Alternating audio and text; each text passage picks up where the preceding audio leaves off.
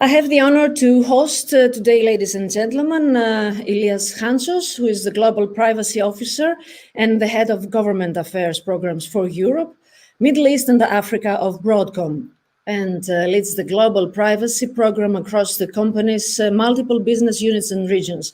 Welcome, Mr. Chantzos, and thank you for your time for this interview.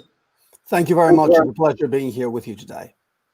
Well, all of this about the privacy and the security is a very big discussion, and we're trying to be right now in very short time what we have to say. But do you think that the policy frameworks that regulate the use of information and communication technology within the European Union would appear to follow the latest evolving modern technology models of businesses and organization, or should they be built from the very beginning? So thank you for this question. I should begin by saying that we probably don't have the time to build them from the very beginning.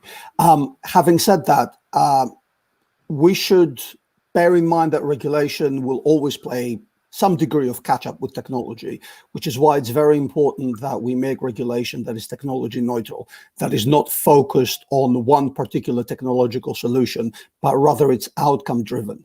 So in that sense, the models that we've got in place right now, I'm thinking of things like the General Data Protection Regulation or the Network and Information Security Directive, have been quite effective in actually being technology neutral while regulating a large amount of different business models, and have had quite an impact, frankly, in the market. So do we have the tools that we need? Are we where we want to be when it comes to the technology regulation? Absolutely, more or less, I would say we are. At the same time, anything new, anything extra is really, if you like, the cause of stress for people in Brussels as they see new regulatory initiatives coming up and wondering whether they're going to be able to strike that balance. So we know that the Commission is planning a revision of the Network and Information Security Directive. President von der Leyen has made statements about doing regulation on AI, artificial intelligence. So all these are areas where, again, that same balance needs to be found. And we look forward to see what the Commission will have to propose.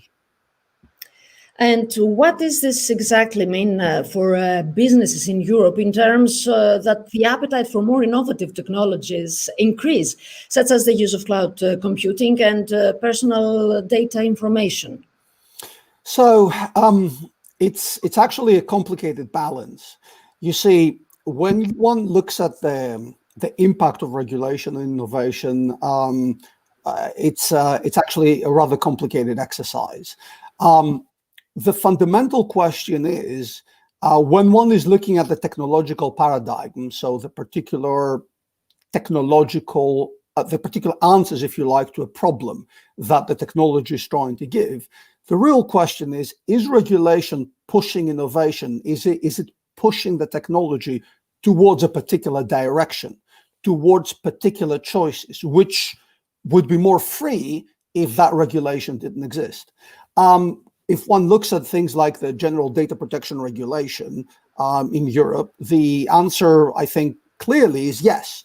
Policymakers are making a choice, and they're saying that if you're going to use data in a particular way, you need to take all these things into account. You need to do a number of steps in order to make sure that you do that in a proper way. Now, that has cost. Now, the critical question becomes, whether the cost that is this regulation is creating, any regulation is creating, is bringing a much higher benefit.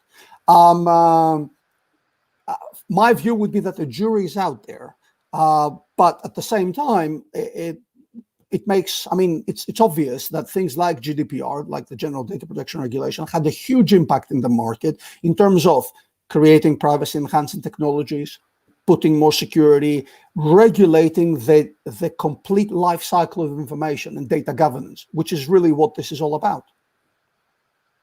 And are these measures for digital security enough, do you think, for COVID-19 cyber attacks? That we have some people saying that they have more attacks during the lockdowns. So I should begin by saying that actually we should not be surprised that we see more attacks during the time of COVID-19 for two reasons, really. Number one, because historically we've been well positioned to defend perimeters. So we've been well positioned to defend environments that we have some level of physical or logical control. Imagine it like a big castle, okay? We have big walls, we have guards, we're able to defend that castle effectively. Now our perimeter has become even more elastic. So with mobile technology, I'm able to travel, but still I can expand that security at the location on which I am. COVID now has created an even different situation. I need that security in my house, which is, if you like, again, changing the dynamics because I don't rely on the corporate equipment necessarily. I may have to use my home machine on my own device, or I'm mixing personal data and professional data, and that needs to be, again, properly monitored and secured. So on top of that, the other security challenge is that of the fact that the attackers are using topical news. So again, COVID-19, vaccination around COVID-19, impact of jobs and COVID-19, health situation and COVID-19, the death of Michael Jackson and COVID-19, you name it. Everything is going to come up as topical news, and all of these will be techniques that the attackers will use to do things like phishing and credential theft. So first and foremost, the good hygiene, what we're doing already, and we're doing quite well, is good enough to deal with almost 90% of the problem. So making sure that we understand how our data flow, making sure that we protect our data effectively, and making sure as well that we keep hygiene, basic hygiene in our machine. The other thing that we need to do as users, of course, is to be more aware of the fact that social engineering happens using COVID-19 messages, and be suspicious when we receive such, and be extra vigilant when we click. That's all very challenging. It sounds very challenging within the frameworks and all the data security and everything. Let's hope that one day we have a society with no attacks, but I'm afraid we have to run all the time behind the attackers. Well, you need to think about it this way. Why do the thieves rob banks? They do that because that's where the money is, right? So if we agree that information society, information technology, our data are valuable, we should not be surprised that there are people trying to steal them. And also we should not be surprised that there's regulation around them, right? Show me something that's valuable and is not regulated.